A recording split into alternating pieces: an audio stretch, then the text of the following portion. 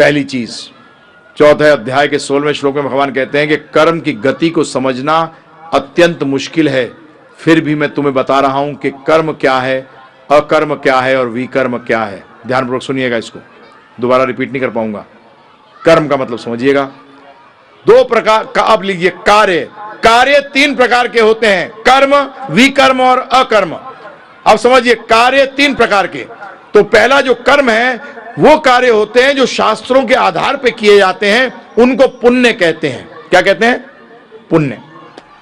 विकर्म वो कार्य होते हैं जो शास्त्रों के आधार पर नहीं किए जाते और उनको हम लोग क्या कहते हैं? पाप।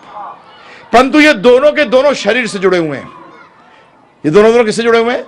शरीर से, क्योंकि पुण्य और पाप भुगतने के लिए हमें यही भौतिक जगत में आना पड़ेगा। और अकर्म क्या होता है आप समझिए, उसके कर्म के सामने क्या वर्ड लगा हुआ है? जो कि कर्म नहीं है। अब उसका मतलब क्या हुआ? उसका मतलब यह हुआ कि कार्य करूंगा परंतु फल भुगतने के लिए भौतिक जगत में नहीं आना पड़ेगा, उसका फल मुझे कहां मिलेगा? वैकुंठ में। उस कार्य को कहते हैं अकर्म। उसको दूसरा नाम है भक्ति। क्या नाम है प्रभु जी? भक्ति। अब समझिए, ये 3 टाइप के बताए। अब एक चर्चा कर देते हैं भाग्य पे, फिर आगे चलेंगे कर्म पे थोड़ा डिटेल।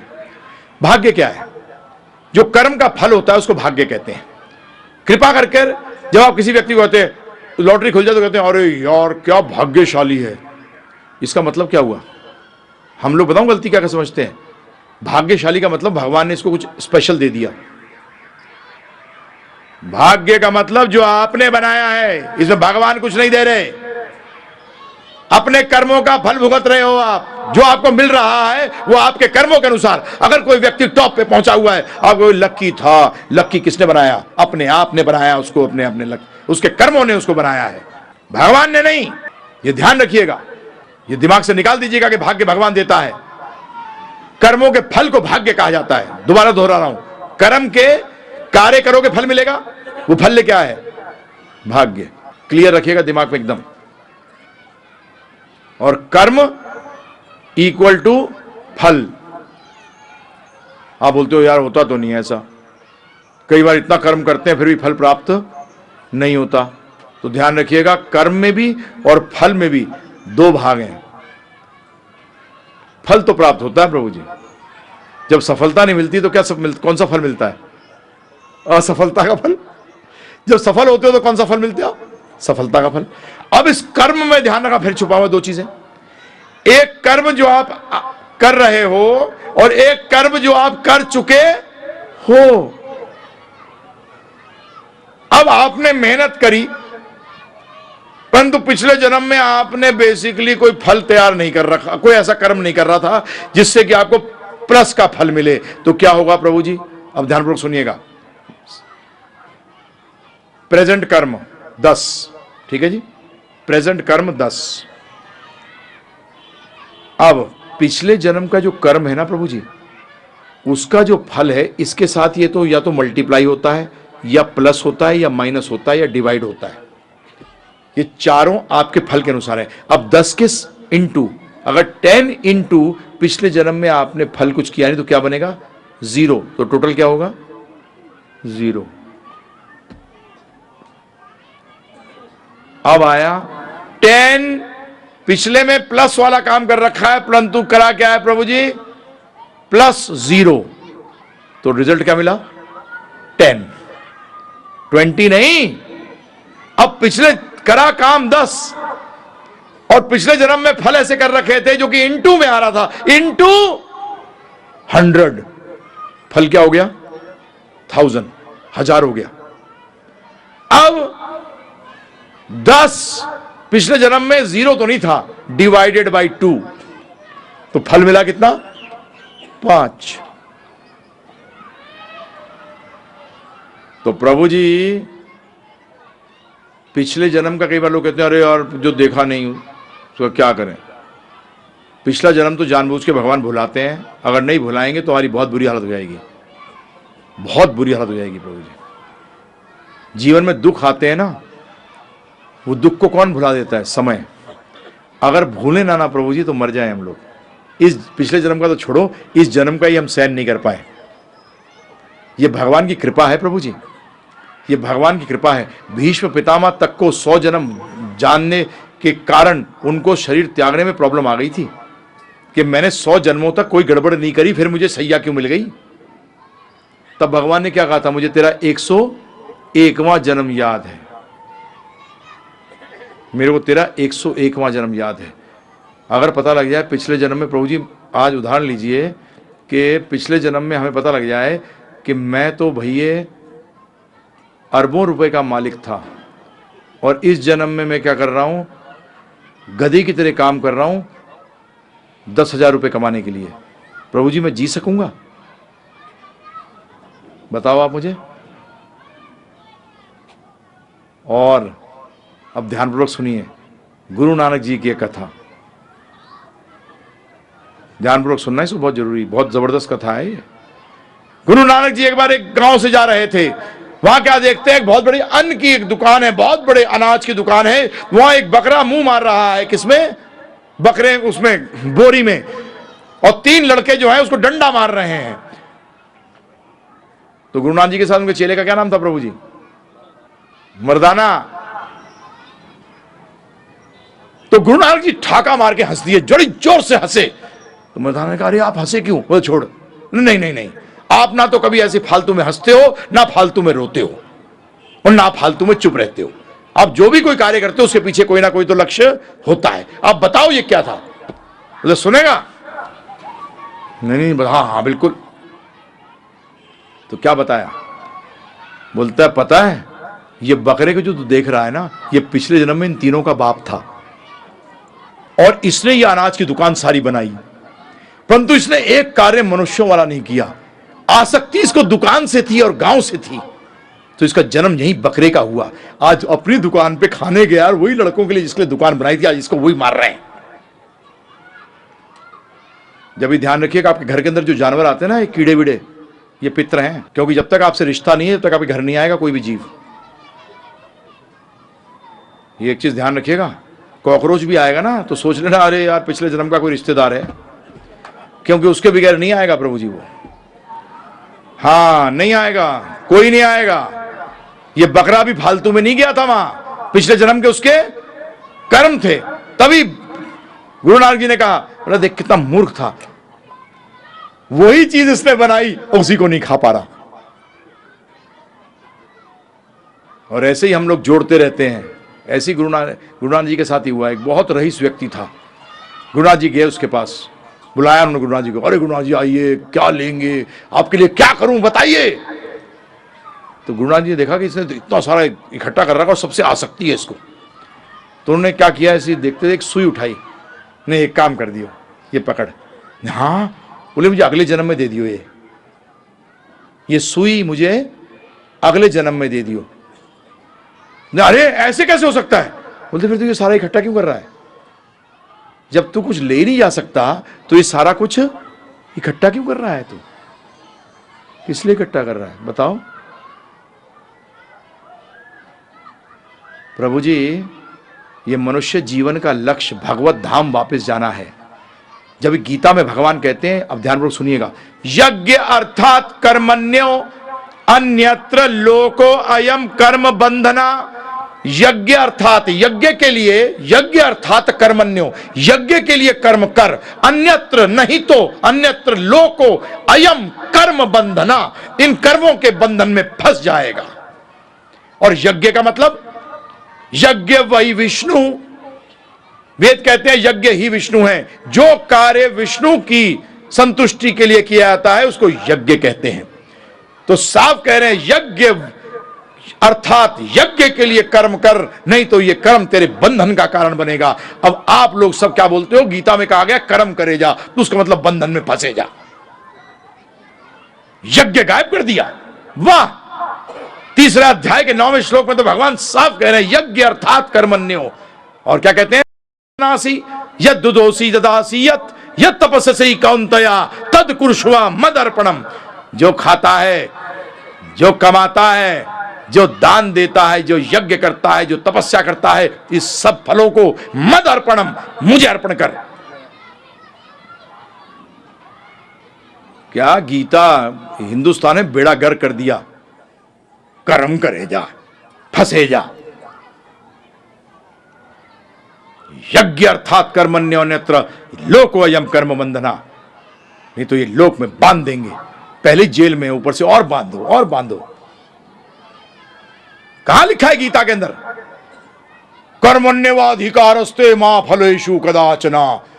उसमें भी साफ लिखा है कि कर्म पे तेरा अधिकार है, परंतु बेटा फल पे तेरा अधिकार। कर्मण्येवाधिकारस, कर्म पे अधिकार, मा फलेषु कदाचना, फल पे कदाचिन भी तेरा अधिकार नहीं है। ये क्या सिद्ध करता है प्रभु जी?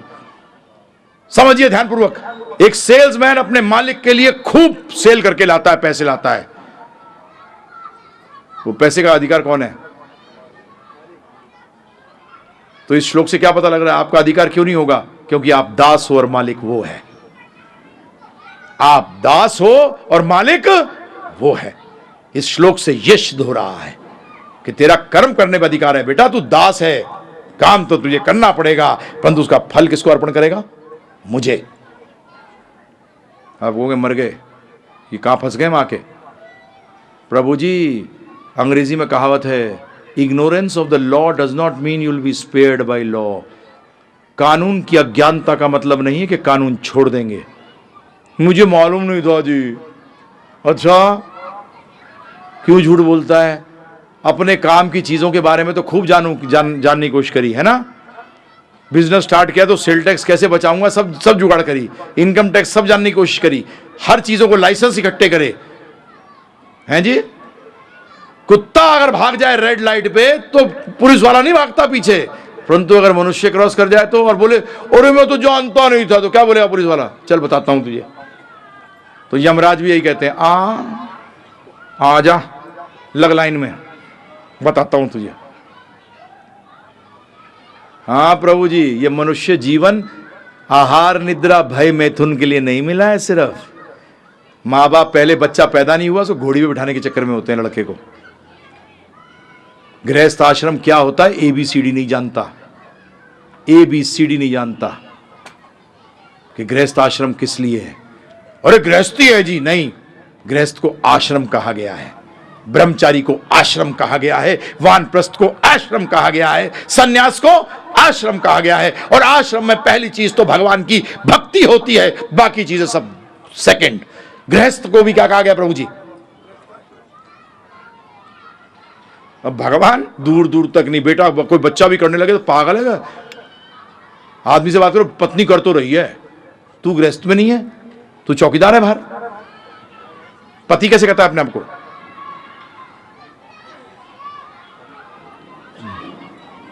जवाब तो देना पड़ेगा प्रभु जी। आप मेरी बात मानो या ना मानो, वो अक्लमंद मानेगा, मूर्ख नहीं मानेगा। भगवान साहब खुद ही कह रहे हैं। तो इसीलिए अब प्रश्न एक बार क्लियर कर दूं, ये ज्यादातर सब में आता है, प्रभु जी अच्छे लोगों के साथ बड़ा बुरा होता है, बुरे लोगों के साथ बड़ा अच्छा होता है। उदाहरण से समझ लीजिए। भगवान करे आप कभी जेल ना जाएं, क्योंकि जेल में ऑलरेडी हैं। जेल में तो ऑलरेडी हैं, बद जीव हैं, बदे हुए हैं। तो और एक और जेल में चले जाएंगे तो बेड़ा गर्क हो जाएगा। परंतु समझ लेते हैं जेल के अंदर के जेल की बात कर रहा हूं। आप गए अंदर और आप देखते हो कि एक व्यक्ति है प्रभु जी, रोज सुबह 4 बजे उठता है, भगवान का कीर्तन करता है, भगवत गीता पढ़ता है, सब लोगों का सहायता करता है, उनको भी पढ़ाता है, उनको भी भगवान का नाम करवाता है। कोई बीमार है तो उसको हेल्प करता है। परंतु रोज 11 बजे कुछ आते हैं लोग जेलर के वहां से और इसको 20 कोड़े मार के जाते हैं, और फिर इसको दोपहर को 2 घंटे के लिए पत्थर तोड़ने जाना पड़ता है, हार्ड लेबर। आप ये देखते हो चल रहा है, ये आदमी इतना अच्छा है, उसके साथ ऐसा क्या हो रहा है? तो जेलर के पास जाते हो, आप बोलते जेलर साहब इतने अच्छे आदमी को आप क्या कर रहे हो? बोलते आपकी बात बिल्कुल सही है, आपकी बात बिल्कुल सही है, परंतु वो क्या रो रहा है? बोलते नहीं वो तो नहीं रो रहा, परंतु मुझे बुरा लग रहा है। बोलते पता है ये यहाँ आया क्यों था, इसको यहाँ भेजा क्यों गया? बोलते नहीं, क्या किया? ये सिर्फ 10 कत्ल किए थे, 15 रेप किए थे, जिसके कारण इसको जेल हुई। परंतु जेल में आने के बाद इसने अपनी गलतियों को रियलाइज किया, परंतु इसको पढ़ने थे 100 चाबुक, अब पढ़ते हैं 20। इसको बोला गया था 10 घंटे की हार्ड लेबर करनी पड़ेगी, अब करनी पड़ती है सिर्फ 2 घंटे की। और मजे की बात ये देखो, जहां कुछ लोग आते हैं अच्छे लोग, उन्होंने कहा कि तेरी जैसी तेरी सजा खत्म होगी हम तुझे नौकरी दे देंगे। तो मतलब इसका फ्यूचर भी सिक्योर है। तो प्रभु जी ये मत सोचना अच्छे हो, जेल में अच्छे नहीं हुआ करते। हम लोग सबके सब क्या हैं? कैदी हैं। और कैदी कौन होता है? अपराधी हैं सब। यहां जो भौतिक जगत में है सब अपराधी हैं,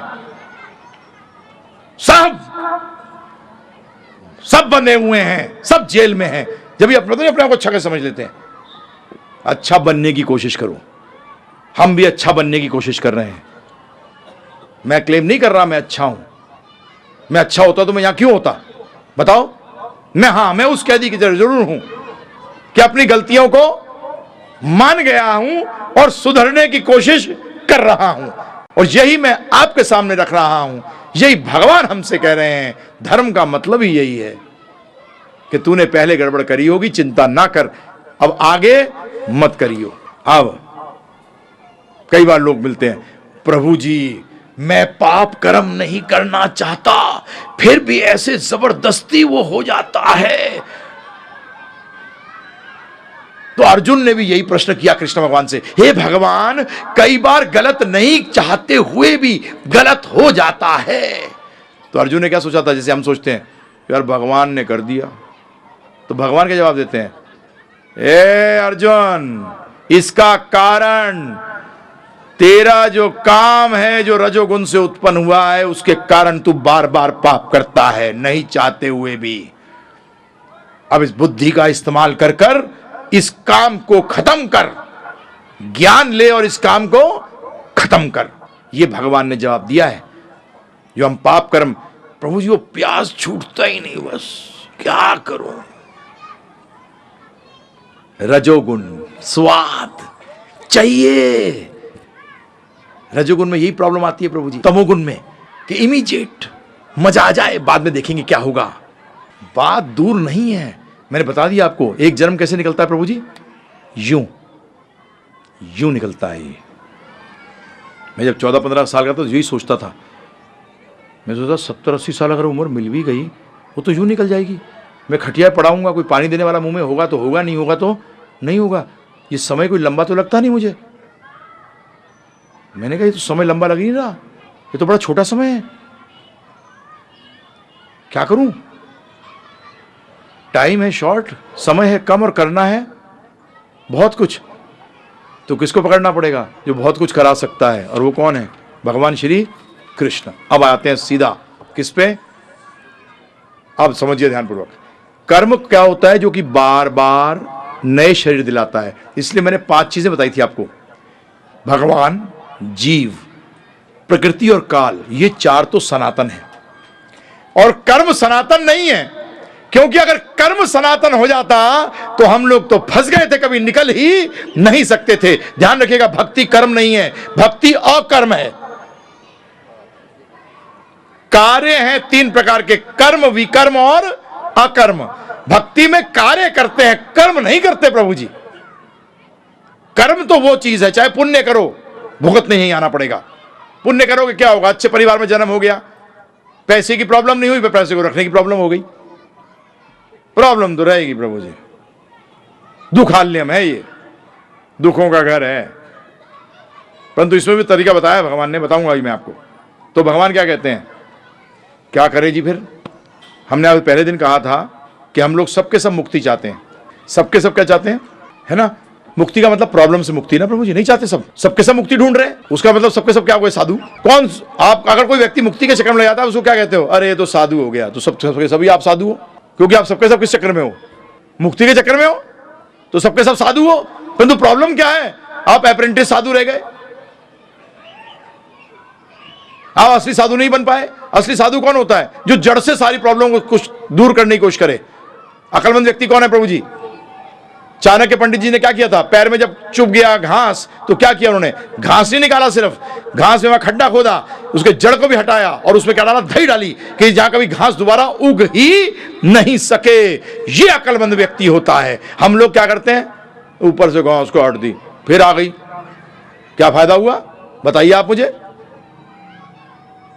तो इसलिए एक तो आप सबके सब मुक्ति चाहते हो और दूसरा सबके सब योग करते हो।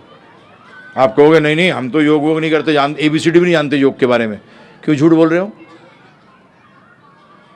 भूख लगती है तो क्या करते हो, खाना से जुड़ते हो, तो ये योग नहीं है।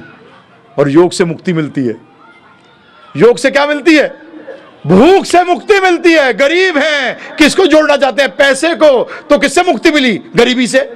अज्ञानी हैं, ज्ञान को जोड़ा तो अज्ञानता से मुक्ति मिली। तो उसका मतलब मुक्त होने के लिए हमें योग करना पड़ेगा। परंतु अक्लमंद व्यक्ति वो ही है जो कि यह समझता है कि कौन से योग से पूर्ण मुक्ति प्राप्त हो सकती है, किस चीज से जुड़ने से पूर्ण मुक्ति प्राप्त हो सकती है। और भगवान गीता में भी कहते हैं योग कर्मशु कौशलम। योग क्या है, कार्य करने का जो कौशल है ना, उसको योग कहते हैं। क्या मतलब हुआ उसका, आप पूछोगे। देखिए प्रभु जी, हमें कार्य करना है जो कर्म भी ना हो और विकर्म भी ना हो। तो ये कार्य करने का योग जो है बताता है आपको कि कैसे कार्य करें कि हम फंसे ना। बोलते नहीं ऐसे सफाई से जेब काटता है कि कटने वाले की और आसपास वालों को किसी को पता नहीं लगता है इसी जेब कट गई। तो इसी तरीके से हमने कार्य भी करना है, परंतु ऐसे करना है कि इस भौतिक जगत में फंसे ना। क्योंकि प्रभु जी खाना भी पड़ेगा, जीना भी पड़ेगा, है ना प्रभु जी, करना पड़ेगा। सारी चीजें कर रहे हो तो करनी पड़ेंगी। परंतु योग का मतलब ये हुआ, तो भगवान कहते हैं तस्माद योगाय युजुत्सवा योगः कर्मसु कौशलम। कौशलम का मतलब समझ गए, कौशल, एक्सपर्ट। क्या करने में, कर्मसु, कार्य करने में कौशल। आगे क्या कहते हैं, अब योग सिंपल डेफिनेशन, ज्यादा चक्कर में पढ़ना। योग शब्द आया है युज से। किससे आया है, युज। युज का मतलब जोड़ना। योग का सिंपल मीनिंग है जोड़ना। ध्यान रखिएगा, हम चित्त से बोलते चित्त को शुद्ध करना है, एक्चुअली वो योग का असर है। किससे योग करें कि चित्त शुद्ध हो जाए, किससे जुड़े कि चित्त शुद्ध हो जाए, उसका मतलब चित्त शुद्ध होना उसका परिणाम है। परंतु हमें जाना है कारण पर, परिणाम पे नहीं। तो जुड़ना तो हम, परंतु अब ध्यानपूर्वक सुनिएगा, अलग अलग वस्तुओं से जुड़ने से अलग अलग मुक्तियां प्राप्त होती हैं। कैसे, आप धनाढ़ तो बनना चाहते हो बहुत, परंतु जो धंधा करते हो भिखारियों से करते हो, है प्रभु जी, लिमिटेशन हो गई ना, आपने जुड़े नहीं सही जगह।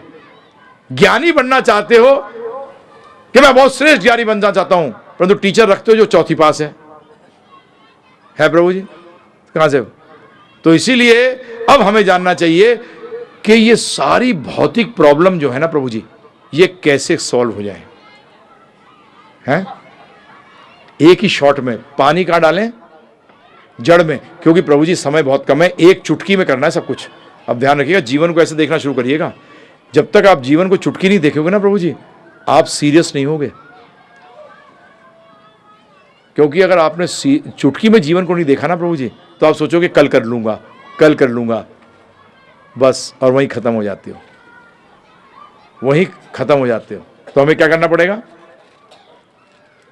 एकदम सीरियसली कि काल चुटकी में निकलेगा, मृत्यु सामने खड़ी है। चाणक्य पंडित जी कहते हैं कि जिसको आध्यात्मिक जीवन के अंदर आगे बढ़ना हो उसको सोचना चाहिए अगले क्षण मेरी मृत्यु आ जाएगी, और जिसको कि भौतिक जगत में इंद्रिय तृप्ति करना हो उसको सोचना चाहिए मैं कभी नहीं मरूंगा। तो रावण, हिरण्यकश्यपु, कंस कभी मरना नहीं चाहते थे, समझ गए आप, ये कभी मरना नहीं चाहते थे। परंतु प्रहलाद महाराज ने कभी भगवान से प्रार्थना करी थी जब उनको ऊपर से नीचे फेंक रहे थे, या होलिका लेके बैठ गई हैं कि भगवान मुझे बचा लो, नहीं भक्ति करूं, किसी क्षण भी मृत्यु आ सकती है, किसी क्षण भी मृत्यु आ सकती है। चलिए होलिका की बात आई तो एक चीज बता दूं, मुझे बड़ा अजीब लगा प्रभु जी, समझ नहीं आया मुझे कि होलिका दहन होता है जब करते हो, और वो होलिका राक्षसनी है, उसकी राख को आप घर ले जाते हो, है ना, यही करते हो ना। है मोदी साहब? जलती कौन है? प्रहलाद महाराज या होलिका? भक्त का राख है कि राक्षसनी की राख है? वाह, कमाल है। भक्त का डंडा तो निकाल के फेंक देते हो, है ना? वो तो पड़ा रोड पे। होलिका है राक्षसनी, तू घर आ,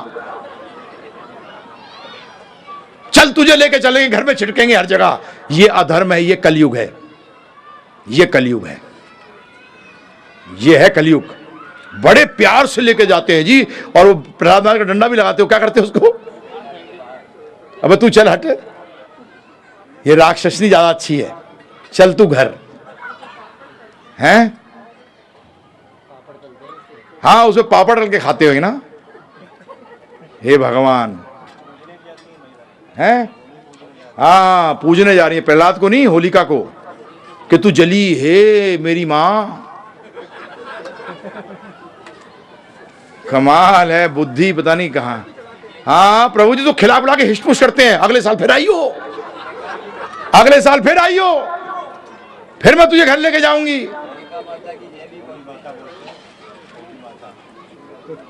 प्रभु जी अधर्म कलयुग में, एक चीज ध्यान रखिएगा प्रभु जी, क्योंकि ये एकदम आ गया और मैं बताना चाहता था आपको, बहुत जरूरी है, ये बहुत जरूरी चीज है कि हमारे देश के जो हमारी सीमाएं हैं, पाकिस्तान के साथ सीमा लगी हो, चलो उदाहरण लेते हैं, जो सीमा है उस पे हमारे देश का सबसे बड़ा नुकसान कौन कर सकता है?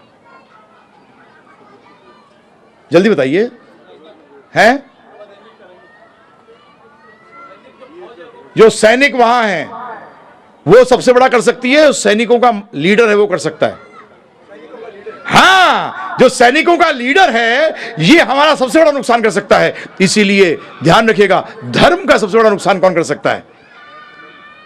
जो लोग धार्मिक बन रहे हैं परंतु हैं राक्षस,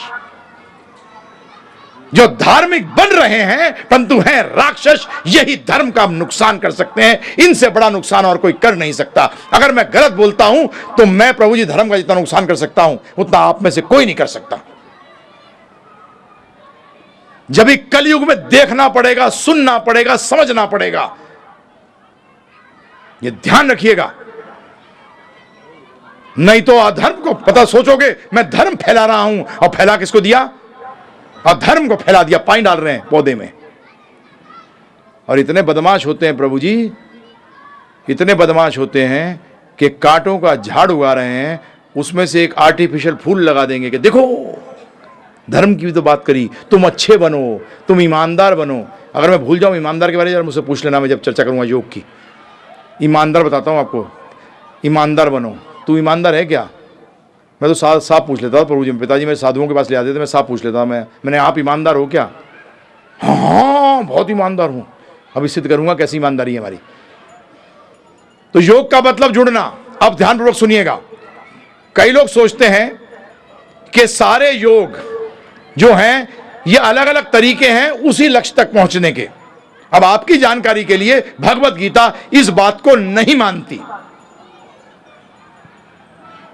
आप कहोगे प्रभु जी फिर क्या मानती है? तो ध्यानपूर्वक सुनिए, अभी आप आगे चलेंगे इससे। जो ये योग हैं ये एक ढांचा है, किसका? सीढ़ियों का। नीचे की पायदान, ऊपर की पायदान, तीसरी पायदान, चौथी पायदान, ऐसे करके सीढ़ियों की क्या है? पायदानें हैं।